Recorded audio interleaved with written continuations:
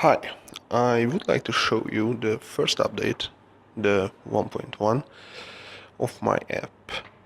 This is actually based on one of my clients' requests. So each and every item have a new parameter from now on. For type, it can be +1 or -1. +1 means everything is unchanged. -1 means an annex type tray is generated. So for +1, it is a usual ladder type. For -1, it is a banded plate with the side profiles turned inwards. As you can see here, it is working for all items from now on.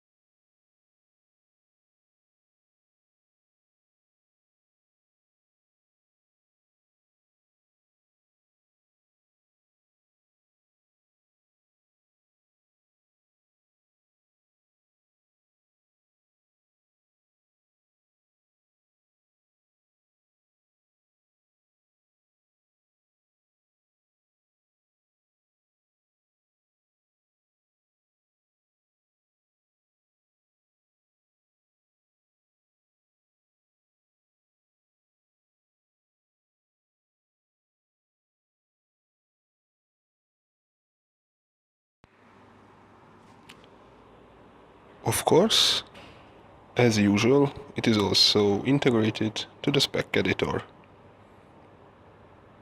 Thanks for watching. Bye.